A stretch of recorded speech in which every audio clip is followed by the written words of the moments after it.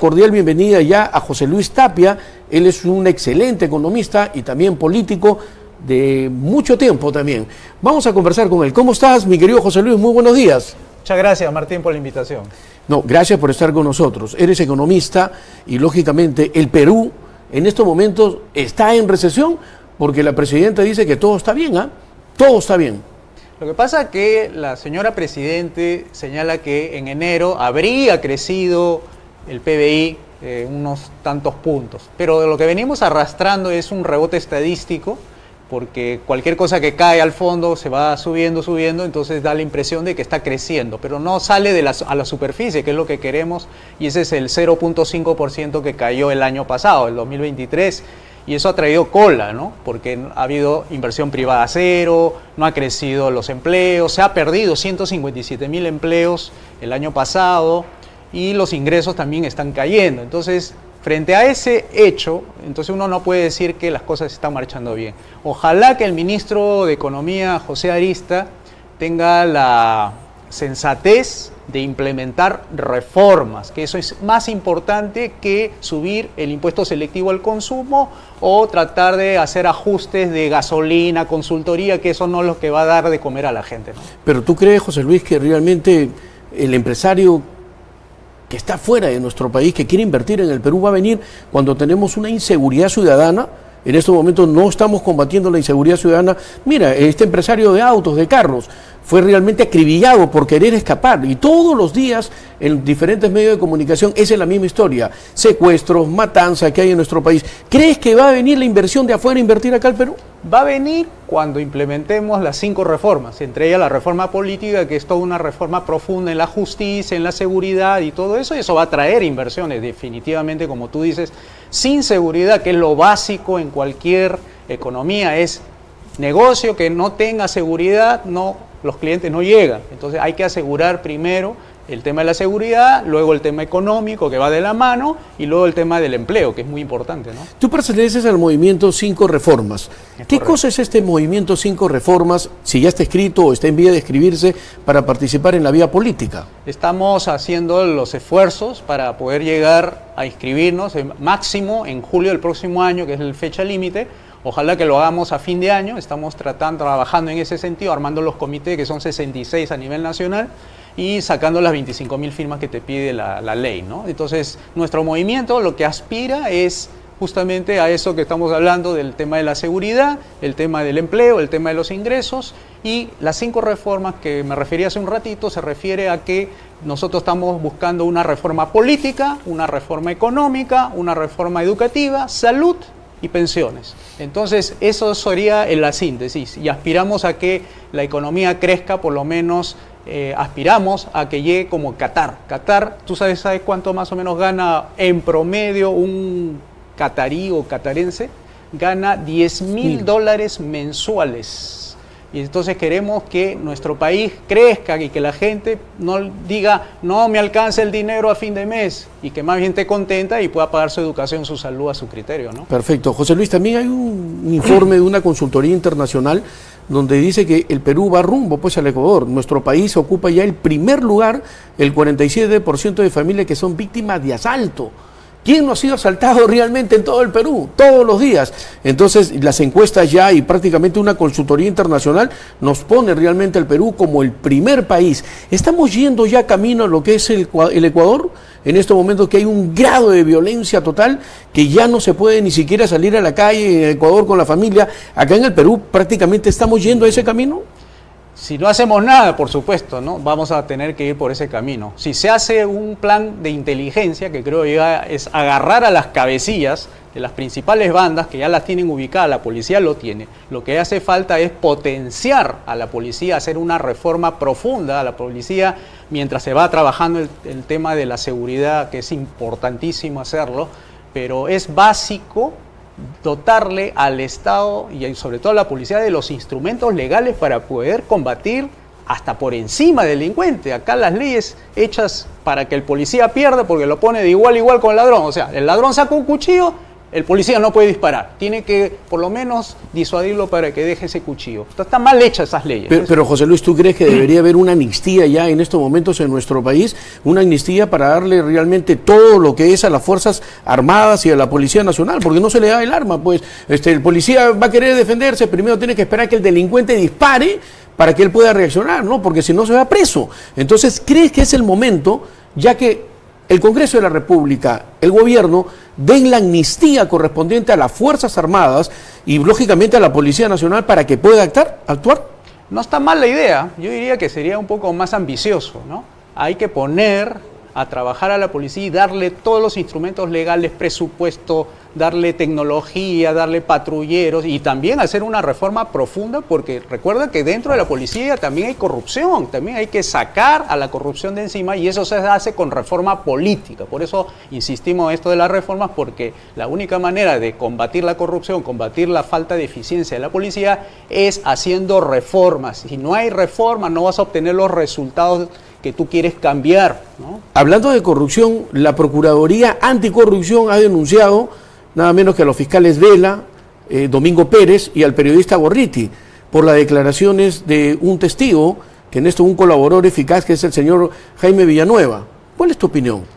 Hay que hacer cambios profundos, ¿no? La reforma política incluye el sistema judicial. El sistema judicial, amigos, consiste en tres: hacer reforma profunda del Poder Judicial, en la Fiscalía y en la Policía. Los tres se articulan para que haga un sistema judicial eficiente. Entonces, tenemos que hacer reforma del Poder Judicial y, ¿sabes qué, Martín? Regresar a lo que era antes, como funcionaba y sin problemas, a la elección de terna de jueces supremos y fiscales supremos, como era la Constitución histórica hasta 1968. Antes de Velasco era respetable la Corte Suprema, ahora no es así, ahora hay mucha provisionalidad de jueces, lo que puede agarrar la política y los puede zamaquear y sacarlos del buen cauce que deben ellos enfrentar. Entonces hay que hacer reforma del Poder Judicial, sacar a la Junta Nacional de Justicia, es decir, sustituir por lo que era antes de 1968, que era una terna que presentaba el Poder Ejecutivo, lo avalaba el Poder Legislativo y ellos nombraban a los jueces superiores, o sea, ya los supremos están, digamos, ya nombrados y sería para las Cortes Superiores para abajo.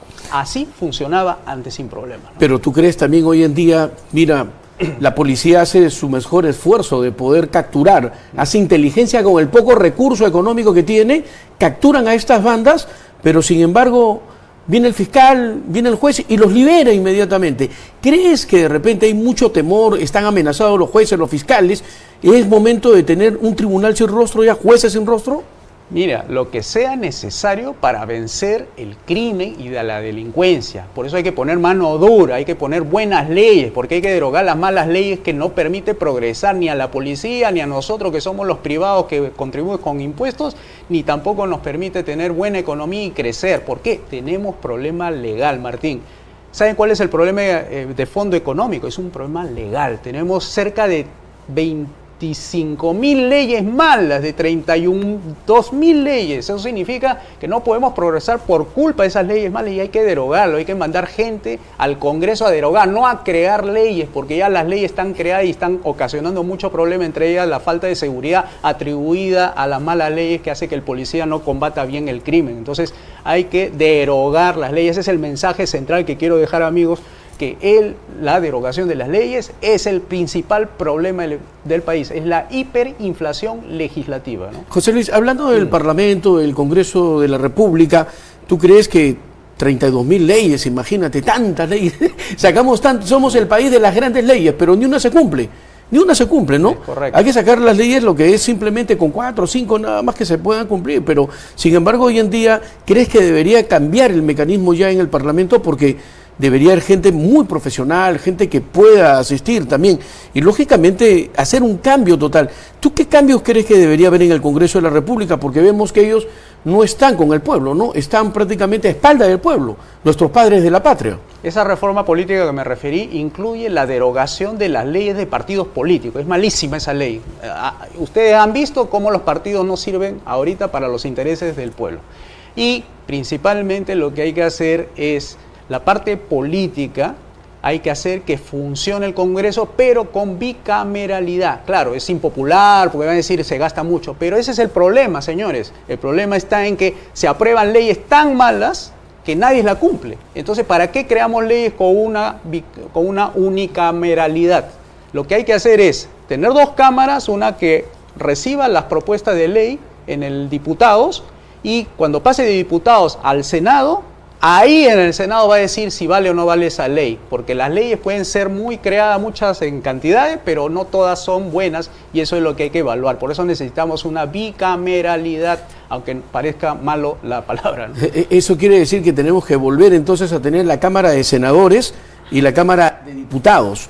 Pero en aquellos tiempos, pues, José Luis, teníamos unos diputados de primera, de lujo, ¿no? Estamos hablando de Luis Alberto Sánchez, Bobby del Villar, y entre otros grandes personajes, donde realmente hacían, pues, una decencia, ¿no?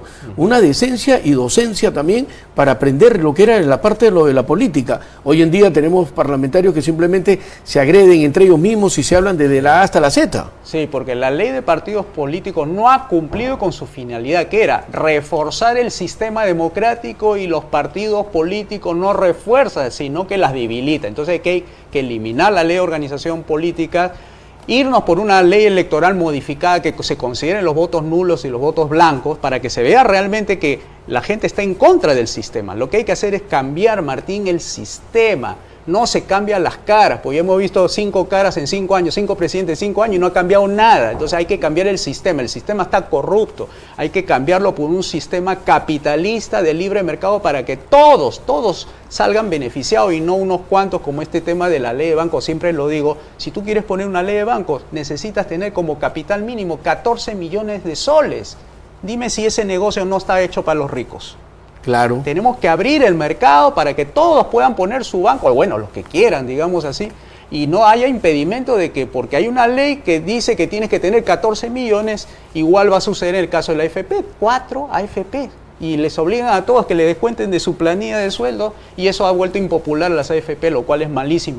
¿Por culpa de qué? Por las leyes nuevamente, la ley que creó las AFP, la ley que creó los bancos, la ley que creó las industrias. Porque si tú quitas las leyes, no significa que va a desaparecer la AFP. Si tú quitas la ley de bancos, eso va a continuar. Va a continuar. Sí. Y así tú quitas el régimen económico constitucional, va a seguir la economía hasta mejor de lo que está yendo.